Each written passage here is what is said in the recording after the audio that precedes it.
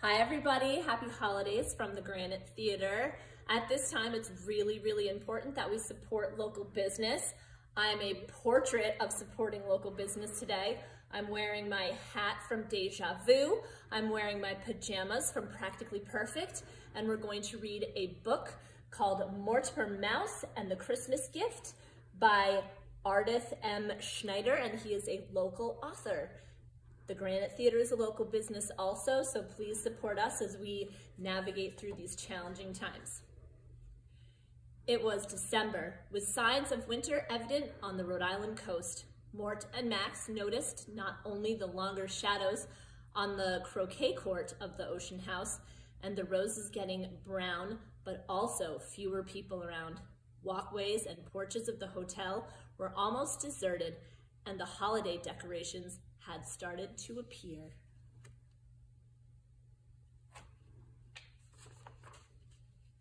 Later that day, across the street, Mort and Max and the church mice were enjoying a sunny afternoon, talking about the changes of the season. Mort was complimenting the church mice, who had hosted them now for 9 years, saying, "Fellow church mice, we have noticed that you have become much more adventurous lately.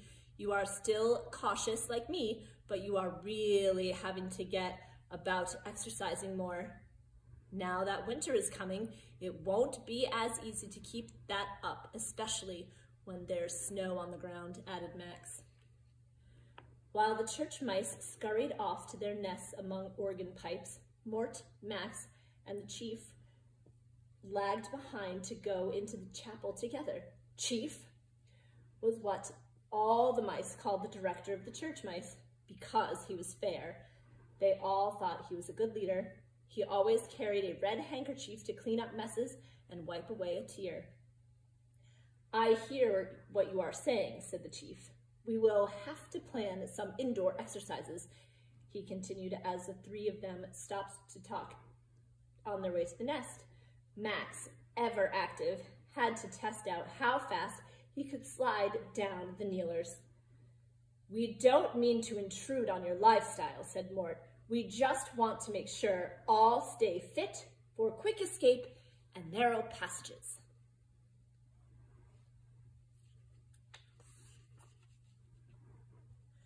When they arrived, Chief climbed up and asked sincerely, "What are some of your ideas for us? You two have been such a positive influence. Because you encouraged us to go on our jaunts around the village, we now know what's here." Mort began thoughtfully. "You all should balance your puzzles, crosswords, and board games with some physical exercises like running, hopping, and jumping. And," added Max, "I hear that you have been eating more fruits, grains, and seeds. Even though they are harder to find, it would be best to save your basket of cookie crumbs for special occasions." Many of the church mice were nodding their heads in agreement, and they seemed relieved that they weren't asked to throw out their cookie crumbs, and that they were allowed to collect them in the summer after Sunday services. "We like to eat cookie crumbs too, Mort," said Max, as they scampered down the chapel walkway towards the street. "And candy," he added with a laugh. "I know we do, Max, but we also exercise," Mort replied. "We scampered all over the village and visit the merry-go-round horses, the lighthouse at the park, and now onto the hotel lawn. We even do pull-ups in the croquet wickets and go down to the beach for a jog." As the cousins continued to walk, Max excitedly said, "Look! There's a Christmas tree across the street on the front lawn of the hotel."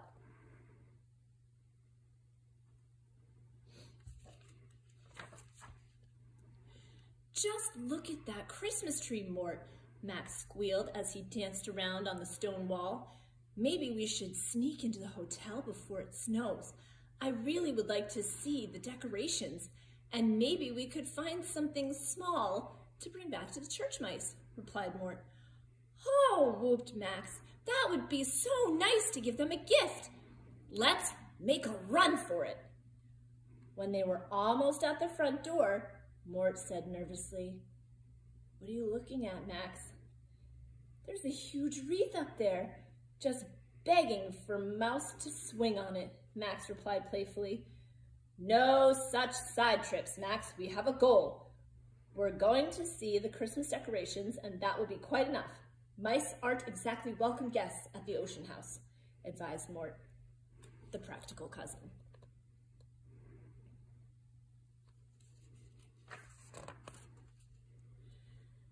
The mice were lucky that no one was around on the porch, and the big door of the Ocean House closed very slowly.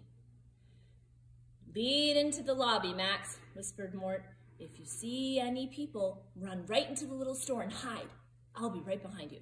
Okay, Max whispered back. Seeing people nearby, Mort realized that Max would have to hide in the store, called a boutique. He followed right along and hopped up on the table to find Max hiding behind a toy hedgehog. I'm trying to see over the fur of this hedgehog, stuttered Max, who was getting hedgehog fur in his mouth. Well, I can see that there are some people coming in, so don't make yourself too obvious, Mort said softly, as he posed nervously next to the hedgehog.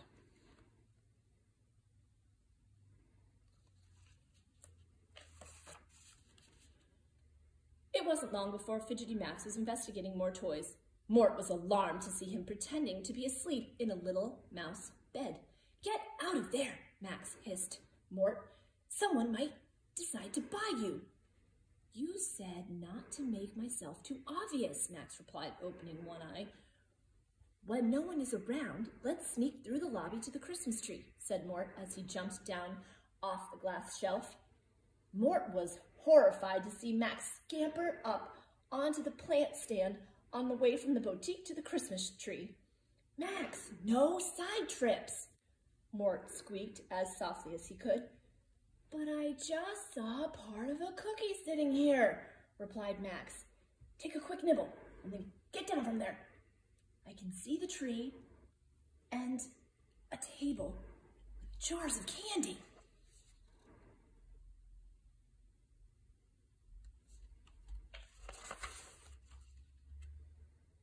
What a glorious sight, exclaimed Max, looking at the tall jar filled with peppermint candy.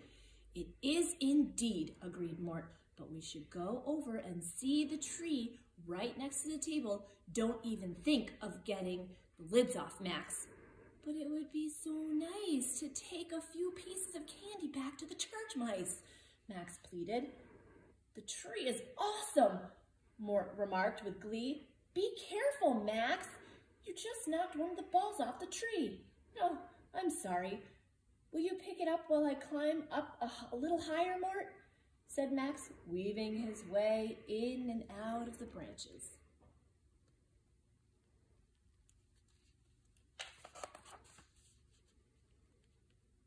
Here's the ball that fell off the tree, Max. I'll put it back, said Mort to his carefree cousin. Thanks, Mort. Who is that other mouse in the tree? He's kind of scary. That's you, silly, chuckled Mort. It's your reflection. The red ball is so shiny, it's almost like a mirror. After we look at the other ornaments, let's climb down and see the gingerbread house and the table next to the tree. I sure do recognize this gingerbread house, exclaimed Max. This is the back of the Ocean House, replicated in cookies and frosting. I do wish there was some loose windows that we could take back to share with the church mice, Max said with a sigh. And it's made so perfectly, added Mort. Let's go downstairs and maybe we'll find something else that wouldn't be missed to take back as a gift, Mort responded hopefully.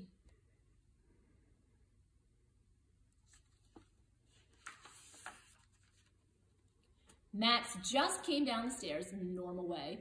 You might attract attention jumping around and weaving in and out of the spindles, Mort scolded as his rambunctious cousin did so. I know there are so many famous paintings by the man who wrote the Madeline books. And maybe we'll find some other interesting things, Mort continued. The gallery on this floor has many paintings by Ludwig Bellemans, creator of the classic children's book, Madeline series.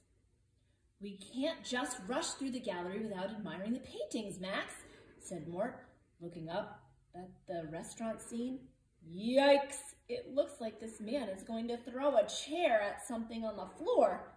Like a mouse, shuddered Max. That could be, Max. That also reminds me that we have to be careful. Quick, Mort replied, as the two mice got off the chair and scampered into the small room next to the kitchen leading to the side door and exit onto the croquet court.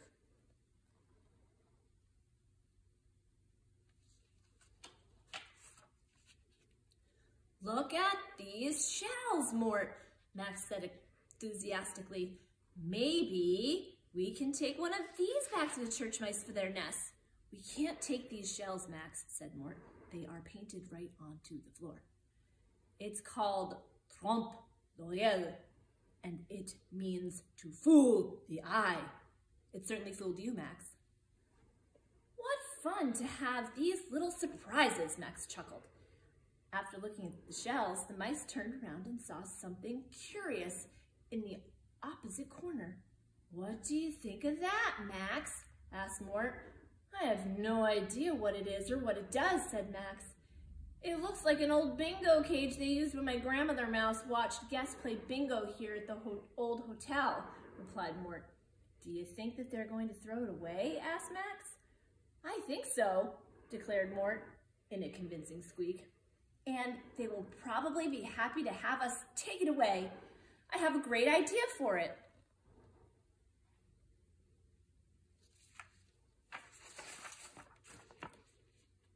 The mice had no trouble dragging the bingo cage out of the corner and turning it upside down so that they could roll it. Luckily, the side door was left open. This thing is really cool, Mort, especially with all of these balls in it, exclaimed Max. What are we going to do with it? I'll tell you my plan on the way back. Let's get going. Look, it started to snow, said Mort, as he gave the cage a big push. This little dusting of snow makes it easier to push the bingo cage, said Max, looking up towards the chapel. Now, tell me, what are we going to do with it? We are going to surprise the church mice with it, said Mort enthusiastically. And what are they going to do with it? Asked Max uncertainly. Exercise, Mort sang out. But what if they don't want to exercise? Asked Max. Even chasing each other around in the wheel will be fun, stated Mort. They will love it.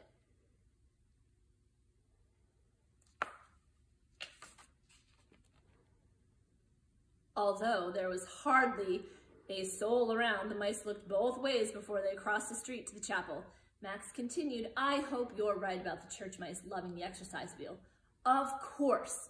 We'll have to empty out the balls that have the bingo numbers on them, Mort explained. Maybe they could use the balls for another game, suggested Max. For now, let's just worry about getting the wheel through the door ahead, concluded Mort. Getting the exercise wheel through the door required much effort on the part of the mice. Because of the balls, they started to fall out. They decided to take all of them out and come back for them later. Up the aisle, they went without the clatter of the balls. So, Max, when we get to the altar, take a right and we'll push it up to where the choir sings. That's the choir loft, but it's not very high up, only 2 steps. It will make a perfect mouse gym, Mort announced. Let's not say a word when they go by the door to the nest. The church mice could be in there, said Max. Christmas is only 2 days away, and we want them to be surprised.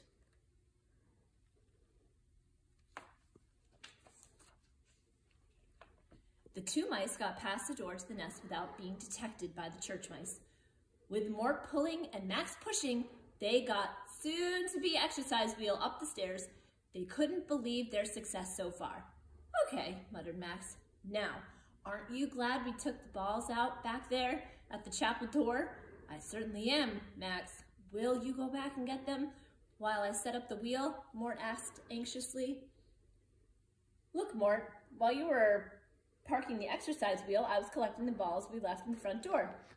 I also found a Santa hat and a wreath decoration and some games we can use for Christmas morning, reported Max excitedly. That's wonderful, Max. Now, be able to set this choir loft up as an amazing gym.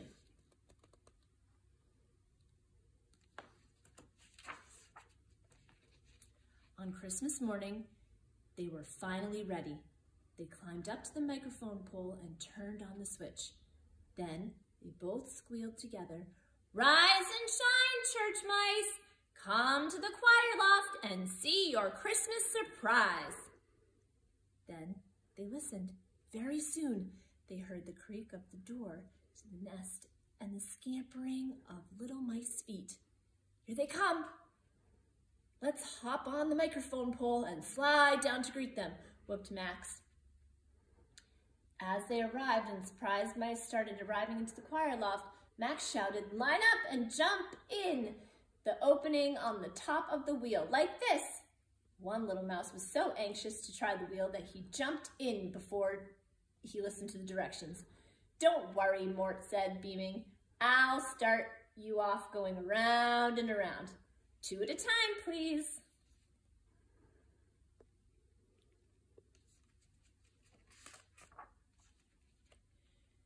Chief was out of breath from his ride on the wheel. He used his red hanky to wipe his brow, and then he said with great excitement, "This is the most wonderful Christmas gift. I don't know how you two cousins did it, and I'm not going to ask."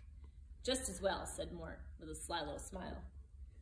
Looking over at the other side of the new mouse gym, Mort, Chief, and Max saw the other church mice happily playing games with the wooden bingo balls. They overheard one mouse whispering to another, "This gym is the best kept secret of the chapel and the ocean house. Who would have expected they'd find an old bingo cage from a hotel and make it into the centerpiece of a gym? This gift will keep us active and healthy all winter long." The end. Thank you for supporting the theater, and we look forward to seeing you here soon.